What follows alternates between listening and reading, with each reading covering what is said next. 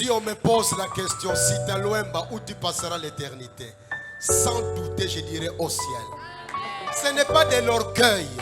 C'est ça la signification de l'œuvre que Jésus a accomplie à la croix de Golgotha. Je n'ai pas à douter. Je sais que je passerai l'éternité au ciel. Il y a ceux qui pensent qu'ils peuvent perdre le salut. C'est leur point de vue. Ma Bible à moi me dit que je suis sûr de mon salut en Jésus-Christ.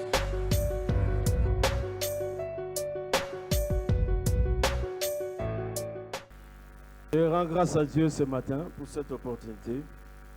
Et je voulais remercier le patriarche de m'avoir accordé sa chair. Amen. Et merci aussi au pasteur Kouzi. Nous sommes toujours ensemble quand je suis dans le pays. Amen. Mais avant de commencer mon message, je voulais qu'on puisse chanter ce cantique. Alléluia. Et à travers ce cantique, Dieu va faire quelque chose pour toi. Alléluia. Lève-toi là où tu es. Et lève seulement tes deux mains pendant 2-3 minutes et puis je vais prêcher.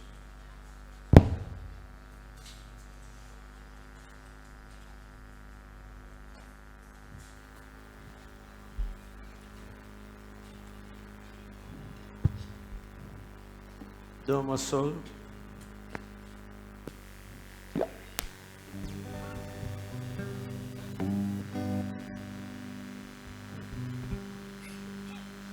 Au moment où tu vas chanter ce cantique, dis Seigneur, je veux que tu me parles, je veux que tu m'exauces ce matin à travers ma situation.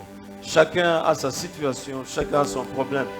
Mais ce matin, comme la présence de Dieu est là, je crois que quelque chose va se passer pour toi.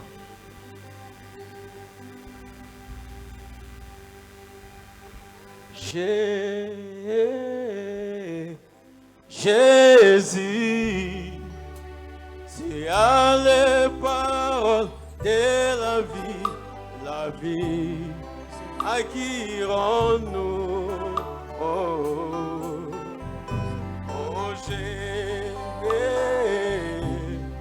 Jésus, tu as les paroles de la vie,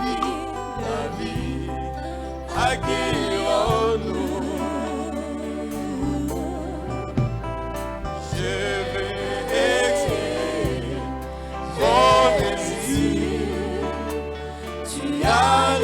Parole de la vie, à qui nous. Je vais exprimer mon désir, celui de t'adorer, mon roi.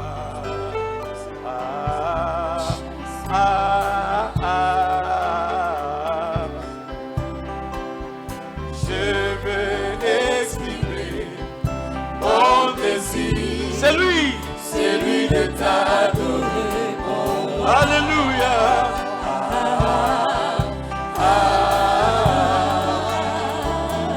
Oh, comme un étendard, tu es. Comme un étendard, tu es. Comme un étendard, tu es. Comme un étendard, tu es. Jésus ne t'a pas oublié. Tu m'aimes encore. Jésus ne t'a pas oublié. Tu m'aimes encore. Même si tu manques l'argent. Tu m'aimes encore. Même si tu manques la domine. Tu m'aimes encore. Même si tu manques la famille. Tu m'aimes encore. Jésus t'aime encore. Tu m'aimes encore. Oh, il t'aime encore. Tu m'aimes encore. Il t'aime encore.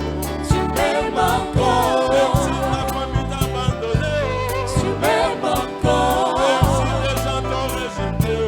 Tu m'aimes encore. Même si tu n'as personne. Tu m'aimes encore. Tu m'aimes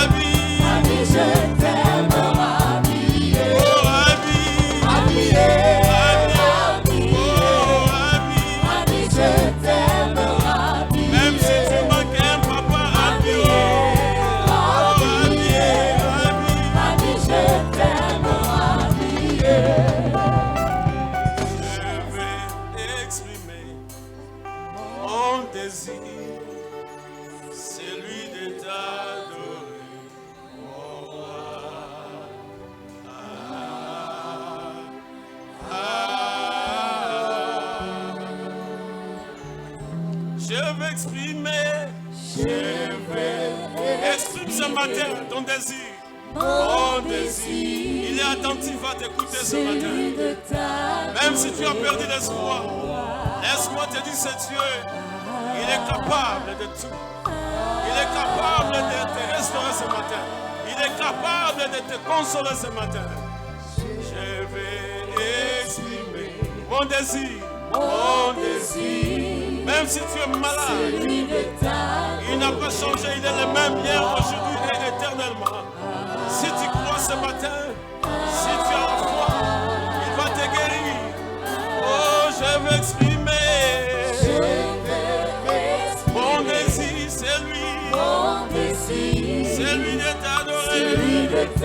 Alléluia.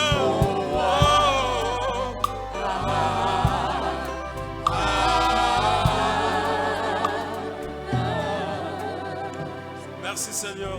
Nous voulons te dire merci encore ce matin. Nous voulons écouter ta parole. Saint-Esprit de Dieu, parle-nous encore ce matin. Édifie-nous ce matin. Console, éternel Dieu, ton peuple.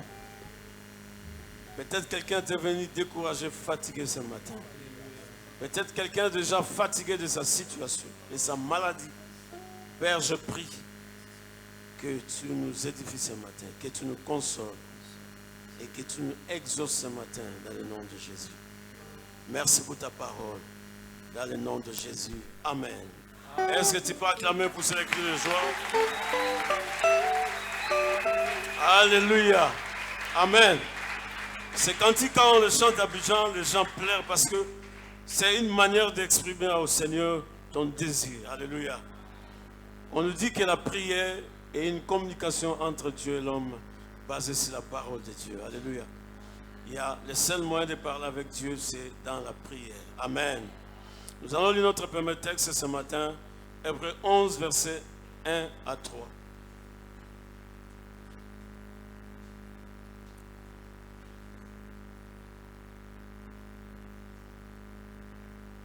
J'ai la parole de Dieu. Or, la foi est une ferme assurance des choses qu'on espère, une démonstration de celles qu'on ne voit pas. Pour l'avoir possédé, les anciens ont obtenu un témoignage favorable. C'est par la foi que nous reconnaissons que le monde a été formé par la parole de Dieu, en sorte que ce qu'on voit n'a pas été fait de choses visibles. Est-ce qu'on peut acclamer pour la parole de Dieu? Tu peux t'asseoir. Alléluia. Bien-aimés, ce matin, mon thème, c'est « Ayez foi en Dieu ». La Bible nous dit dans Marc 11, 22, 24, le Seigneur Jésus dit « Ayez foi en Dieu, je vous le dis, en vérité, si quelqu'un dit à cette montagne, ôte-toi de là et jette-toi dans la mer. Mais si tu ne doutes pas dans ton cœur, mais tu crois, cela arrive. » Alléluia. Alors aujourd'hui, beaucoup de gens ne comprennent pas l'enseignement sur la foi. La foi, c'est le véhicule qui nous amène à notre destination. Alléluia. Hébreux 11, verset 8 nous dit, c'est par la foi qu'Abraham, lors de sa vocation, obéit et partit pour un lieu qu'il devait recevoir en héritage et qu'il partit sans savoir où il allait. Alléluia. Bien, mais il y a plusieurs manières d'exploiter la foi. Le Seigneur nous a donné la foi à travers un don qui nous a été donné. Éphésiens 2, verset 8. On dit la foi est un don de Dieu, reçu au moment de la nouvelle naissance. C'est-à-dire chaque personne qui a reçu Jésus, le même jour que tu avais reçu Jésus, le Seigneur avait déposé un don de foi en toi. Alléluia. Nous pouvons le lire, Éphésiens chapitre 2, verset 8.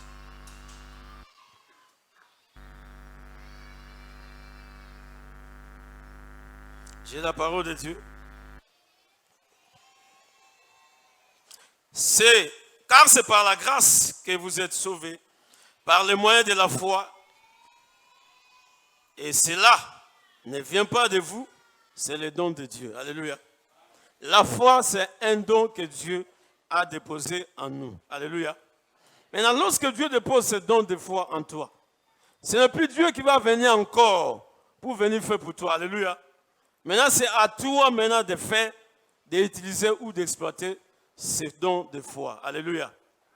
Alors, on nous dit que la foi est une ferme assurance. Ici, on ne parle pas d'assurance maladie, on ne parle pas d'assurance voyage, on ne parle pas d'assurance maladie, mais on nous parle de la vraie assurance. Alléluia. Parce qu'on a vu les gens qui ont acheté les billets d'avion, ils ont payé l'assurance, mais quand il y a eu crash, les gens la meurent. N'est-ce pas? N'est-ce pas? Mais pourquoi cette assurance ne les protège pas? Normalement, quand on paye l'assurance là, quand il y a crash, cette assurance ça doit te sauver, n'est-ce pas? Mais on voit que quand il y a crash, les gens meurent et malgré leur assurance qu'ils ont payée par l'argent, mais cela ne fait rien. Et voilà pourquoi notre vraie assurance, c'est le Seigneur Jésus. Et voilà pourquoi tu dois espérer en lui. Et tu dois croire que Jésus est capable de faire tout dans ta vie. Alléluia. On dit la foi est une ferme assurance. Et cette assurance qu'on nous parle, c'est Jésus, comme je viens de le dire. On nous dit la foi est une ferme assurance, une conviction, une certitude des choses qu'on espère qu'on ne voit pas. C'est-à-dire, Jésus nous pousse à croire et être sûr que notre vie est rassurée et protégée et assurée par lui. Alléluia. Est-ce qu'on peut acclamer pour le Seigneur?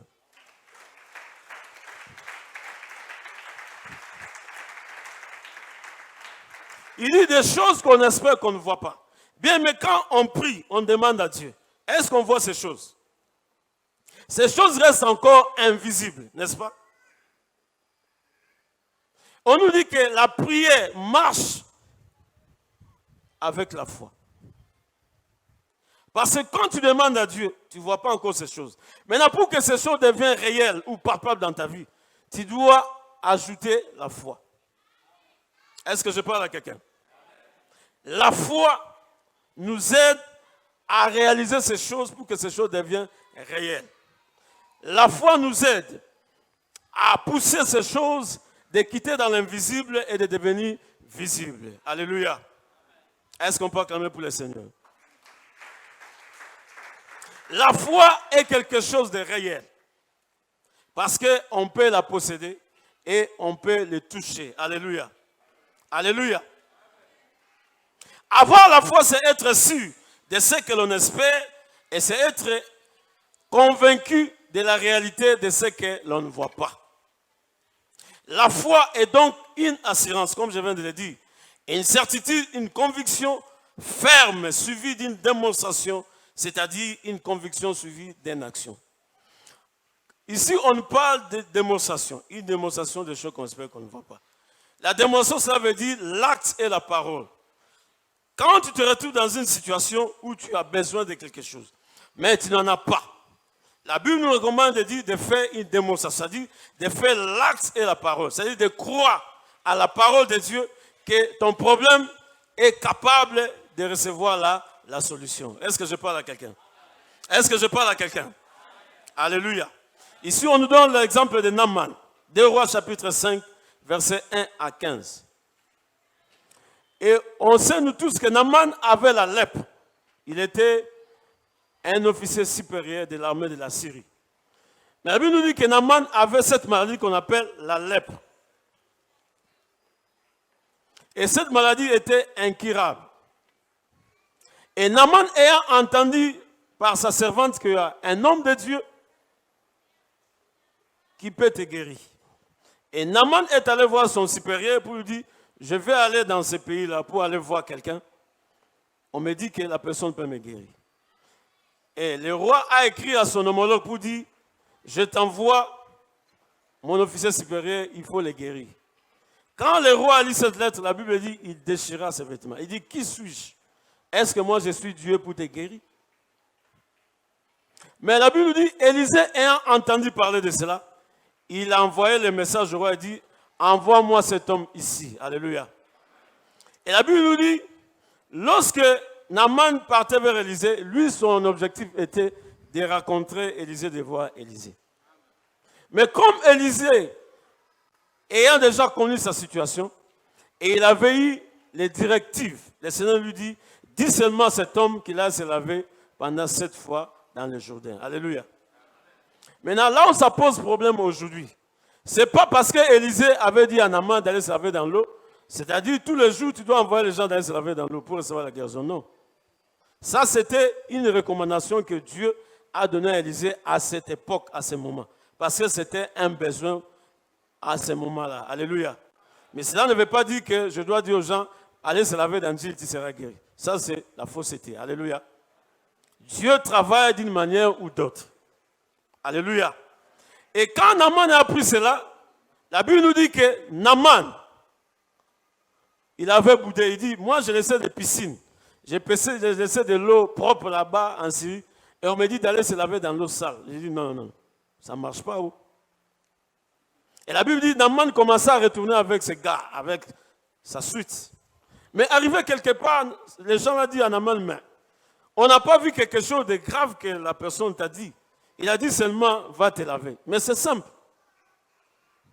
Et la Bible nous dit, Naaman retourna, il se lava pendant 7 fois. Quand il est sorti dans l'eau, la Bible nous dit que la lèpre était disparue. Alléluia. Est-ce qu'on peut acclamer pour le Seigneur? La foi. C'est ça qu'on appelle la démonstration. L'acte et la parole. Maintenant, on dit, là, quand Naaman est sorti dans l'eau, sa peau était devenue comme la peau d'un bébé, d'un nouveau-né. Maintenant, je te pose la question. Où était partie la lèpre de Naaman? La lèpre de Naaman était partie où? Pardon? J'entends rien. Ah, les gens disent dans l'eau.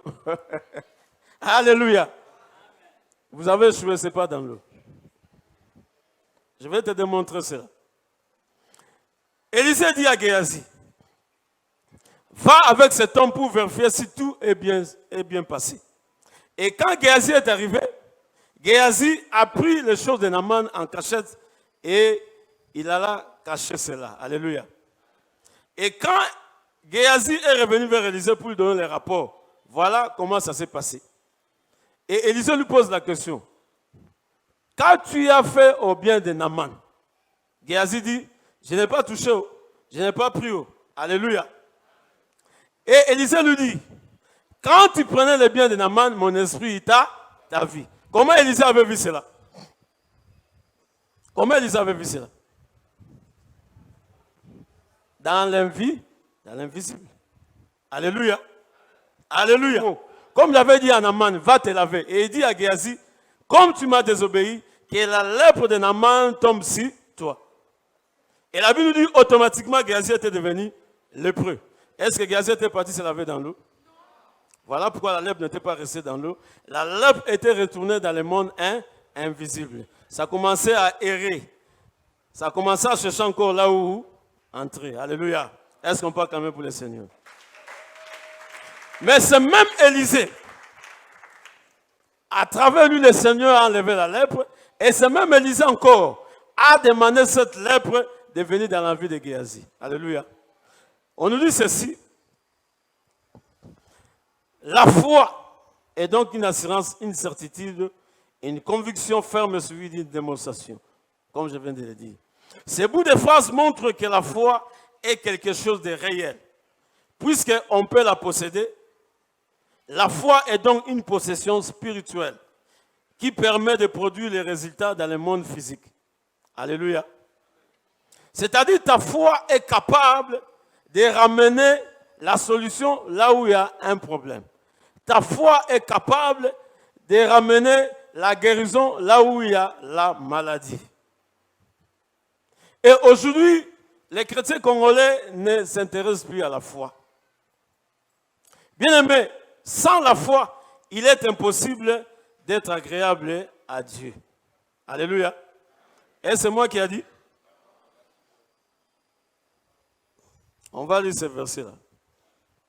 Hébreux 11, verset 6. On dit, oh, sans la foi, il est impossible de lui être agréable. Car il faut que celui qui s'approche de Dieu croit que Dieu existe et qu'il est le rémunérateur de ceux qui les cherchent. Alléluia. La personne qui est agréable à Dieu, c'est cette personne qui a la foi. C'est cette personne qui croit que Dieu existe. Est-ce que nous avons vu Jésus physiquement? Non. Mais nous croyons en lui, malgré il est invisible. Mais nous croyons en lui et nous avons foi en lui. Et nous voyons des miracles, nous voyons des choses que Dieu fait pour nous. Et nous voyons cela comment? C'est par la foi. C'est par la conviction et par la certitude. Alléluia. La foi, c'est le moteur. Quand tu as une voiture, s'il n'y a pas de moteur, ça peut démarrer, ça peut bouger. De la même manière que toi aussi, si tu n'as pas la foi, il est impossible que tu vois la main de Dieu dans ta vie. Alléluia. Ne sois pas trop, comme on dit là. Ça dit, la parole de Dieu, il faut suffisamment de croire. Il ne faut pas faire beaucoup de calculs, c'est de croire seulement et d'accepter. Il est possible. Alléluia. Est-ce qu'on peut acclamer pour le Seigneur?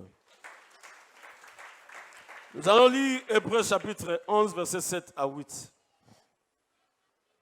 On nous dit ceci. C'est par la foi que Noé est divinement averti des choses qu'on ne voyait pas encore. Et saisi d'une crainte respectueuse, construisit une arche pour sauver sa famille. Et c'est par elle qu'il condamna le monde et devint héritier de la justice qui s'obtient par la foi. Alléluia. Dieu a dit à Noé, construis-moi l'arche. Il a parlé à Noé. Mais si nous regardons l'aspect physique, il était impossible à Noé de construire l'arche parce qu'il n'y avait pas l'eau. Il y avait seulement les sables. Il y avait seulement la terre. Alléluia. Mais Dieu dit à Noé, construis-moi l'arche. Et comme Noé avait compris cela, et Noé commença à construire l'arche selon les recommandations que le Seigneur lui avait dit. Alléluia. Et quand Noé commença à construire l'arche, les gens se moquaient de Noé. Ils voyaient Noé comme un fou. Il dit, mais comment lui là il peut construire un bateau alors qu'il n'y a pas l'eau? Ça va naviguer comment? Voilà comment nous réfléchissons. Nous voyons les choses qui frappent dans les yeux, mais nous négligeons l'aspect spirituel. Alléluia. C'est ça qui tue l'église congolaise aujourd'hui. Les gens voient le matériel, les gens voient là où ça frappe dans les yeux. Mais Dieu ne regarde pas ce qui frappe dans les yeux, mais Dieu, il sonde les cœurs. Alléluia. Est-ce qu'on peut acclamer pour le Seigneur? Noé avait la foi et il a mis cela en action. Il avait cru. Tout ce qui devait arriver, il s'en fout. Lui, son problème était d'obéir ce que Dieu lui a dit de faire. Et Noé commençait à faire quoi? À construire l'arche. De la même manière que toi, il y a des recommandations que Dieu te donne de faire pour recevoir quelque chose. Mais comme tu es distrait, comme tu vois trop les choses physiques, matérielles, et tu vois que l'opportunité là passe. Et les Quinois, pratiquement, ils aiment ceux qui passent, qui frappent dans les yeux. Alléluia. Ce qui impressionne les gens. Mais laisse-moi te dire, tout ce qui impressionne, ce n'est pas bon. Tout ce qui est visible, ce n'est pas bon. Alléluia. Mais ce qui est bon, c'est ce qui est au-dedans de toi. Est-ce qu'on peut acclamer pour le Seigneur? Noé construit l'arche. Et quand il a terminé, la pluie tomba. Et les mêmes gens qui se moquaient de Noé, ils ont vu la pluie tomber et ils ont vu Noé en train de faire entrer les animaux, sa famille, et ça a commencé à naviguer. Mais alors qu'ils disaient que comment ça va naviguer parce qu'il n'y a pas l'eau. Bien, mais laisse-moi te dire, là où c'est impossible dans ta vie, mais si tu as la foi, tu arrives là-bas, Dieu est capable de rendre cela possible à travers ta foi. Dieu a dit à Abraham, est-ce que tu peux compter les étoiles? Abraham a dit, c'est impossible. Il dit, voilà comment sera ta postérité. À ce moment-là, Abraham n'avait pas d'enfant. De la même manière que toi, il y a une situation qui te fatigue. Il y a une situation qui te dérange. Tu pries, tu jeûnes, mais tu ne vois rien. Cela ne veut pas dire que Dieu ne t'entend pas. Dieu t'entend. Mais le problème, c'est quoi? Active ta foi et crois que Dieu est capable d'enlever cette situation. Quand Jésus-Christ parle des montagnes, il ne parle pas des montagnes comme Kimwenza, Kilimanjaro, non. Mais il parle des montagnes qui représentent comme problème dans ta vie. Chacun connaît sa situation. Mais laisse-moi te dire, ta situation, elle est passagère. Dis à ton voisin, ma situation, elle est passagère. Dis à ton voisin, ma situation elle est passagère. Parce que je crois par la foi, tout est encore possible. Dieu dit à Abraham, va-t'en, quitte ton pays, quitte la maison de ton père, va là où je t'enverrai. Et de là, je te bénirai, je rendrai ton nom grand.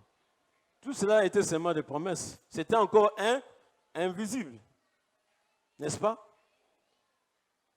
Mais comme Abraham avait compris le principe, Abraham a dit, je dois obéir. Alléluia. D'abord, la première chose, la personne qui a la foi, c'est cette personne qui a l'obéissance. Et Abraham a obéi à Dieu, malgré qu'il ne connaissait pas l'endroit, mais il partait seulement. Alléluia. Et c'est ça que Dieu attend de toi. Tu as beaucoup prié, tu as beaucoup jeûné, tu es parti à Manguengue, tu es parti à Luzizi, là, je ne sais pas où là. Mais c'est à Luzizi là qui a la solution pour toi. Non, non. La solution est ta foi. N'est-ce pas? Jésus a dit, vous connaissez sous l'angombate. Ce que vous ressemblez à Sika, Moko. Alléluia. Pour nous, on a déjà 4 ans. Maintenant, tu t'embrouilles pourquoi? Tu t'en vas à Manguengue. Il y a ce qu'à Manguengue, il y a quoi là-bas? C'est ta foi qui va changer les choses. C'est ta foi qui va déterminer les choses. C'est ta manière de voir les choses, la conviction, la certitude. C'est ça qui va pousser la puissance de Dieu de descendre, d'opérer dans ta vie. Mais si tu n'arrives pas à croire et à mettre cela en pratique, laisse-moi te dire, tu vas prier pendant beaucoup de temps et rien ne va se passer pour toi. Est-ce qu'on peut acclamer pour le Seigneur? On nous dit, votre foi est le lien entre toi et Dieu. Entre toi et les réalités spirituelles, entre toi et la solution à ton problème. La foi, elle est mesurable, car elle peut être petite ou grande, en fonction du niveau de conviction et de certitude. Alléluia. On lit ta foi, elle est mesurable. Nous pouvons lire Luc chapitre 8, verset 22, jusqu'au verset 25. On nous dit, les disciples au moment de la tempête. Regardez, là c'est un enseignement très compliqué. Les disciples qui étaient avec Jésus, qui mangeaient avec Jésus, qui marchaient avec Jésus. Mais la Bible nous dit, au moment de la tempête, les disciples avaient perdu la foi. Est-ce que c'est normal? Alléluia. J'ai dit, est-ce que c'est normal? Non, ce n'est pas normal. Parce qu'ils ont eu la grâce de voir Jésus, de dormir avec lui, de marcher avec lui, de manger avec lui. Mais nous, on n'a pas vu Jésus, mais on croit à lui. Mais eux, ils étaient avec Jésus. Mais au moment de la tempête, la Bible nous dit que les disciples avaient perdu la foi. Ils commençaient à rêver, ils disent, Maître, Seigneur, réveille-toi, car nous allons mourir. Cela veut dire, les disciples en eux, ils avaient déjà exclu la foi. On nous dit, la peur exclut la foi. À chaque fois quand une situation t'arrive, il faut enlever la peur. Parce que la peur exclut la foi. La personne qui a toujours peur, la foi ne peut pas opérer dans sa vie. Alléluia. Et ils ont réveillé le Seigneur. Le Seigneur s'est réveillé. Il dit, homme de peu de foi, jusqu'à quand je serai avec vous? Jésus a reconnu les faiblesses de ses disciples. Il dit, jusqu'à quand je serai avec vous? Homme de peu de foi. Maintenant, toi, tu veux rester toujours femme ou homme de peu de foi, ou tu veux devenir un homme qui a une grande foi. Alléluia. Et Jésus, la Bible dit, Jésus menaça le vent. Il dit au vent, tais-toi, et le vent se tut. Et le calme revint. Alléluia. Ta foi est mesurable. Nous pouvons lire Romains 12, verset 3. Romains chapitre 12, verset 3. Par la grâce qui m'a été donnée, je dis à chacun de vous de n'avoir pas de lui-même une trop haute opinion, mais de revêtir des sentiments modestes selon la mesure de foi que Dieu a départie à chacun. Donc Dieu a départi à chacun de nous une mesure de foi. Ça veut dire que ça dépend de toi. Il y en a, lui, sa mesure de foi, il dit, il y a Zohara à $10, Souhara à $10. Ça, c'est ta mesure de foi. Peu ou à nos Zohara, $10. Dieu peut créer pour toi une porte, ouvrir une porte et tu peux trouver cet argent. Alléluia. Donc, en nous, nous avons une mesure de foi. Et cette mesure de foi ne peut pas rester mortelle, mais on doit exploiter cela.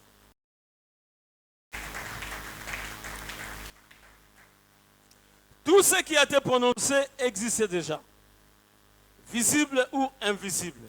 C'est par la parole que tout a été amené à l'existence. Le monde a été formé par la parole de Dieu.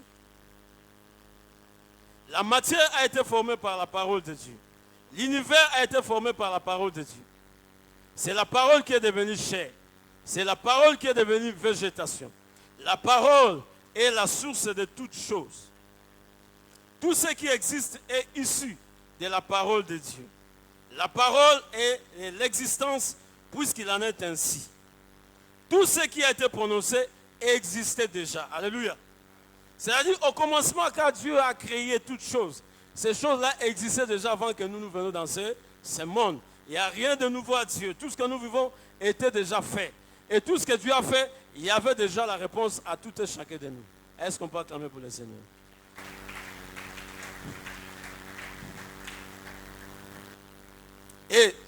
Et tout à fait réel, même s'il est invisible. Alléluia. C'est-à-dire, la parole est faite chair. C'est-à-dire, cette parole qui a amené la vie. Et cette parole, c'est ça qui a formé la matière, qui a formé toutes choses que nous voyons. Voilà pourquoi quand tu te retrouves dans un moment difficile, il ne faut pas baisser les bras, mais il faut activer ta foi. Tu pries, mais tu ajoutes la foi. Alléluia. On dit sans la prière, la foi ne peut pas s'exprimer. Et sans la foi, ta prière aussi ne peut pas être exaucée. Est-ce qu'on peut acclamer pour le Seigneur? Alléluia. Amen. Est-ce que tu peux pousser les cris de joie? On nous donne quatre conseils qui peuvent accompagner la foi dans ta vie. Les choses qui peuvent vous accompagner. Les choses qui peuvent vous accompagner. Nous allons lire Genèse chapitre 39, versets 1 à 5. Il y a des choses qui peuvent t'accompagner. Genèse chapitre 39, versets 1 à 5. On fit descendre Joseph en Égypte, et Potiphar, l'officier de Pharaon, chef de garde égyptien, l'acheta des Ismaélites, qui l'avait fait descendre, et l'Éternel fit avec lui, et la prospérité l'accompagna. Il habitait dans la maison de son maître, l'Égyptien. Son maître vit que l'Éternel faisait prospérer entre ses mains tout ce qu'il entreprenait. Alléluia. La personne qui a la foi, même si on t'amène là où il y a les difficultés, mais comme la foi est à toi, l'Esprit de Dieu est à toi, tu seras une bénédiction et tu amèneras la prospérité dans cet endroit. Est-ce que je parle à quelqu'un? Est-ce que je parle à quelqu'un? C'est-à-dire tu es un homme exceptionnel, tu es une femme exceptionnelle. Partout tu iras, comme la grâce de Dieu avec toi, comme ses dons de foi avec toi, partout tu iras, cette chose t'accompagnera. Alléluia. Et Potiphar avait senti cela, il dit, grâce à ces Hébreux, ces petits Hébreux, ma vie a changé, ma maison a changé. Alléluia. Est-ce qu'on peut acclamer pour le Seigneur? Tu peux aller lire à la maison, Psaume 23, verset 6. Psaume 23, verset 6. Deuxième point, les choses qui peuvent être avec toi. Nous lisons Deutéronome 28, verset 8. Parole de Dieu. L'Éternel ordonnera à la bénédiction. Alléluia. Vous voyez que ces choses est déjà dans la Bible. Dieu avait déjà parlé, comme j'avais dit au début. Il dit, l'Éternel ordonnera à la bénédiction d'être avec toi. Et c'est toi qui va forcer cette bénédiction. Parce que Dieu a fait quoi? Il avait déjà parlé. Comme il avait déjà parlé, maintenant c'est ta foi seulement qui va entrer en action, comme on dit, une démonstration. Alléluia. Alléluia. Ce n'est pas ta prière qui va faire que tu seras béni. Non, Dieu avait déjà dit cela. Ce n'est pas parce que tu gênes beaucoup, Dieu va te bénir. Non, Dieu avait déjà dit que l'Éternel ordonnera la bénédiction d'être avec toi, dans tes greniers et dans toutes tes entreprises. C'est clair. Le problème, parce que nous ne lisons pas la Bible et nous ne comprenons pas la Bible. Alléluia. Tout est issu de la parole de Dieu. Le problème que tu as, la solution est dans la Bible. Ce n'est pas, tu vas aller quelque part, on va te laver, on va te donner c'est quoi, je ne sais pas. Mais lis seulement la parole parce que c'est la parole qui est la source de toutes choses. Alléluia. Troisième point, rapidement. Les choses qui peuvent se répandre sur toi. On dit les choses qui peuvent se répandre sur toi. Deutéronome 28, verset 2, Actes 2, 17. Nous lisons. Deutéronome 28, verset 2. Voici toutes les bénédictions qui se répandront sur toi et qui seront ton partage lorsque tu obéiras à la voix de l'Éternel ton Dieu. Au début, j'avais dit que la foi, c'est l'obéissance. Lorsque tu obéis à la parole de Dieu, et Dieu fait quoi? Il accomplit cette bénédiction en toi. Alléluia. Est-ce qu'on peut acclamer pour le Seigneur? Tu peux aller lire à la maison, Acte 2, verset 7, dit, dans les derniers jours, je répandrai mon esprit sur toute chair, ainsi de suite. Alléluia. Tu peux lire ça à la maison. Maintenant, quatrième point, les choses qui peuvent vous être multipliées. Les choses qui peuvent vous être multipliées. Alléluia. Est-ce que tu sais qu'en toi, il y a la multiplication? Est-ce que tu sais ça? Non, les gens se limitent seulement pour procréer. Non, Dieu ne s'est pas limité seulement à la multiplication des procréations. Non, cela veut dire que toute chose que tes mains touchera doit se multiplier. Ton commerce doit se multiplier, ton argent doit se multiplier, tes affaires doivent se multiplier, ton entreprise doit se multiplier. Non. Abaki multiplication na makambu nyoso. Est-ce qu'on peut acclamer pour le Seigneur? Donc en toi il y a la multiplication. Alléluia. Et ça vous pouvez lire ça dans 1 Roi chapitre 4 verset 29, 1 Pierre chapitre 1 verset 2. En toi il y a une semence qu'on appelle la multiplication. Mais cette multiplication ne se limite pas seulement sur la procréation, mais dans toute chose que tu entreprendras. Alléluia. Dieu a dit à Abraham, je te multiplierai et je te rendrai à l'infini. Alléluia. Est-ce qu'Abraham a souhaité dans ma botte? Non. C'est-à-dire, Dieu avait béni Abraham. Abraham avait beaucoup de biens, n'est-ce pas? Et à travers lui était sortie une postérité. Alléluia. Alléluia. Et dernier point, l'obéissance à la parole de Dieu.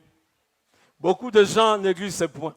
Bien-aimé, tu peux être un homme de feu, tu peux être une femme de prière, tu peux être quelqu'un qui jeûne 1000 fois, 10 000 fois. Mais si tu n'es pas obéissant à la parole de Dieu, tu passes ton temps pour rien. Maintenant, écoutez, l'obéissance à la parole de Dieu engendre la vie. L'obéissance à la parole de Dieu engendre la vie et amène les bénédictions et amène la paix et amène la santé. Alléluia. La personne qui obéit à Dieu, Dieu les bénit. Non seulement la bénédiction, mais Dieu aussi va te protéger et Dieu aussi va faire de toi une grande personne. Alléluia. Mais tandis que la désobéissance engendre la mort. Alléluia. Je ne sais pas si on peut lire ça rapidement. J'ai déjà terminé, on peut lire ça rapidement. Lisons Deutéronome 28, verset 14. L'obéissance engendre la vie. Deutéronome 28, verset 14. Deutéronome chapitre 28, verset 14. Et que tu ne détourneras ni à droite ni à gauche de tous les commandements que je vous donne aujourd'hui, pour aller après d'autres dieux et pour les servir. Mais si tu n'obéis point à la voix d'Éternel ton Dieu, tu n'observes pas et mets en pratique tous ces commandements et toutes les lois que je t'ai prescrites aujourd'hui, voici toute la malédiction. Ça, c'est la désobéissance. Si tu désobéis à Dieu, il dit, voici toute la malédiction qui viendront sur toi. Alléluia. Si tu as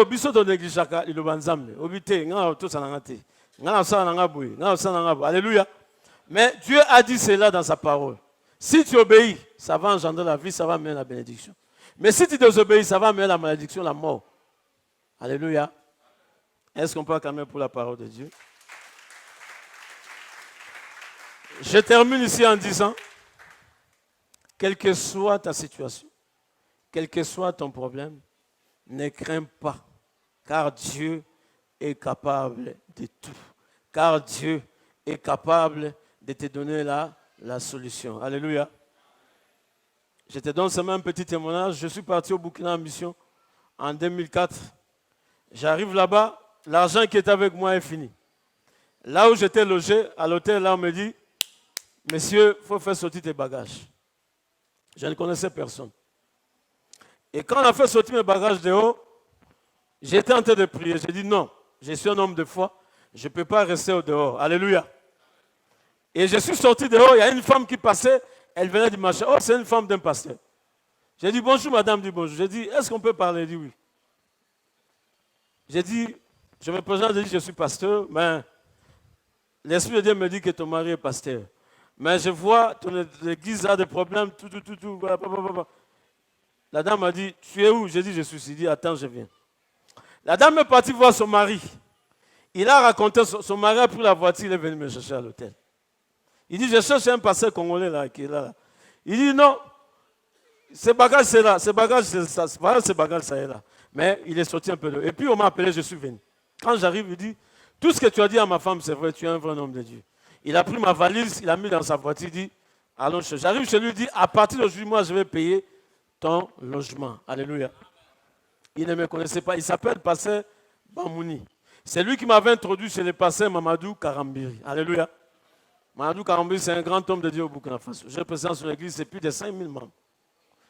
Et ma pasteur, comment elle s'appelle encore? Le pasteur que j'ai envie de dire, lui, il était le secrétaire du pasteur Mamadou Karambiri, le pasteur Bamouni. Il allait parler au pasteur Mamadou Karambiri. J'ai rencontré un homme de Dieu, non, c'est qui m'a dit, vraiment, j'étais vraiment surpris. Alléluia. Et c'est là où le pasteur Mamadou Karambiri m'avait reçu. Et cet homme a accepté de payer mon logement pendant 6 mois au Burkina Faso. Il ne me connaît pas. Et il me demande, une fois, j'ai dit, je suis venu en mission pour bâtir l'église. Il dit, bon, allons. Il a loué un endroit pour moi et j'ai commencé à bâtir l'église. Alléluia. La personne qui a la foi, même si elle est désert, quand tu arrives là-bas, Dieu pourvoira. Je voulais parler à quelqu'un ce matin. Peut-être tu es désespéré. Peut-être tu as une situation qui te fatigue. Mais laisse-moi te dire ce matin, à travers une prière de 3 minutes, tu vas parler à Dieu, tu vas dire, Seigneur, j'ai écouté cette parole. Je vais mettre cela en pratique. Et je crois, j'ai la solution à mon problème. Lève-toi, nous allons prier pendant 3 minutes. Pendant 3 minutes, tu vas parler, tu vas dire à Dieu, Seigneur, parle-moi. Aide-moi à accomplir ce que je dois faire.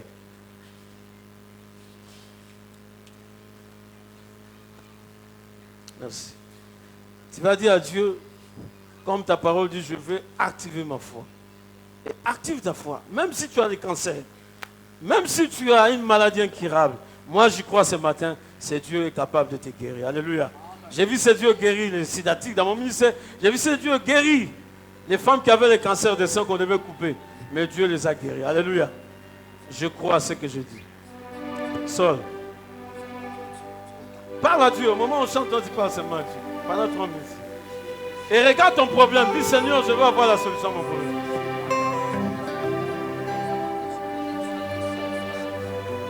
Oui, prends tout, Seigneur.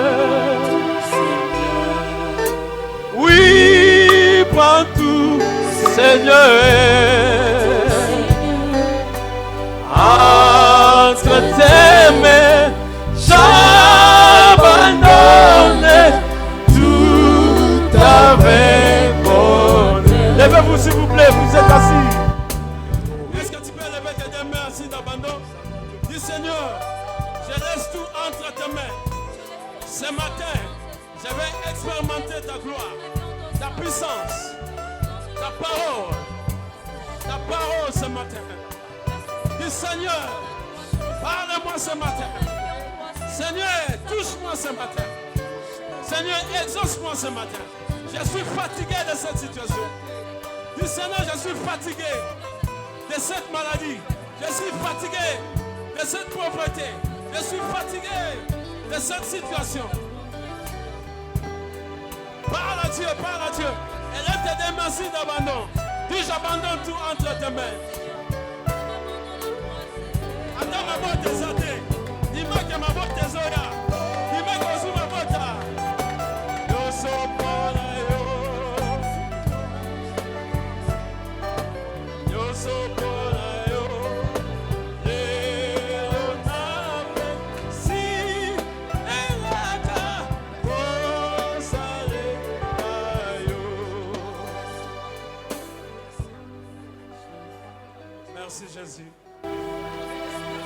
Tu es incomparable. Tu es le même hier, aujourd'hui et éternellement. Tu n'as pas changé. Tu es le même Jésus qui a opéré des miracles, la guérison, qui a guéri. Et ce même Jésus-là, il est là présent ce matin. Ce même Jésus-là, il est là présent ce matin. Il t'écoute. Parle à ce Jésus. Parle à ce Jésus. Dis, j'abandonne tout entre tes mains. Je ne sais plus quoi faire. J'ai cherché la solution partout. Je n'ai pas trouvé. J'ai compris que c'est toi qui es la solution pour moi.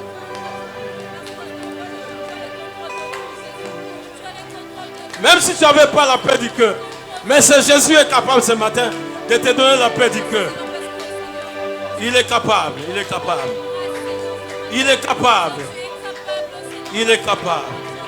Merci Jésus. Nous croyons en toi. Nous avons mis notre foi en toi, notre espérance. Tu es notre espérance, Jésus. Nous te disons merci. Nous te rendons toute la gloire. Père, je voulais te rendre toute la gloire ce matin. Merci pour ce moment de prière. Merci pour ce moment où nous avons abandonné nos situations en tes mains. Parce que ta parole dit, venez à moi, vous tous qui êtes chargés et fatigués, je vous donnerai du repos. Nous avons déposé en toi nos fardeaux, Seigneur. Prends soin de cela. Et donne la solution à tout un chacun de nous. Avant de sortir de cette salle, que quelqu'un puisse témoigner. Jésus, tu m'as visité. Jésus, tu m'as touché. Comme tu avais touché cette femme qui avait la peur de sang pendant 12 ans. Comme tu avais guéri cette paralytique. Dis Jésus, je crois. Je crois. Merci. Merci. Merci. Au nom de Jésus. Ainsi nous avons prié. Amen. Est-ce que tu peux acclamer le Seigneur? Est-ce que tu peux pousser les cris de joie?